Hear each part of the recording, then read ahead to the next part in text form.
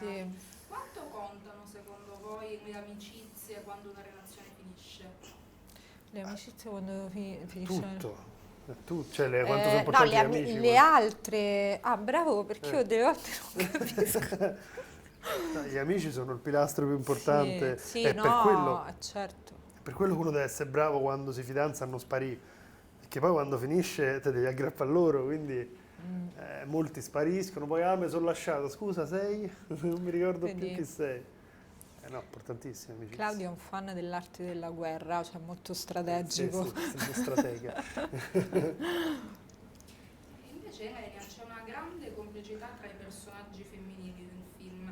Cosa ti ha colpito del tuo personaggio e come è stato far parte di un film con uno sguardo femminile così centrale? Allora, mi ho colpito nel senso che mi ha colpito del film, del mio personaggio. Ma che mi ha colpito? No, non mi ha colpito niente. Mi è piaciuto il fatto che comunque, nel senso, c'erano queste due ragazze, c'era molto complicità, che in genere no, la complicità tra donne è un tema. Mi faceva molto tenerezza il mio personaggio che aveva questa fatica nel lasciarsi andare, che è un po' una cosa che riguarda anche me. E poi mi incuriosiva molto il rapporto di questo personaggio nell'aver scoperto quest'anima, tra virgolette, gemella, ma che comunque c'è stato un tilt.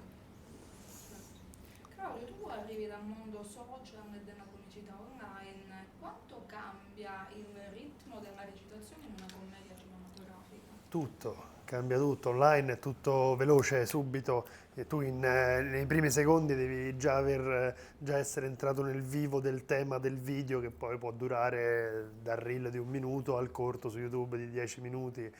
Cambia tutto, sul web è tutto molto più serrato, anche il montaggio, anche le inquadrature, sono video che vanno visti velocemente su un telefonino probabilmente, mentre stai facendo la popò, per non dire altro.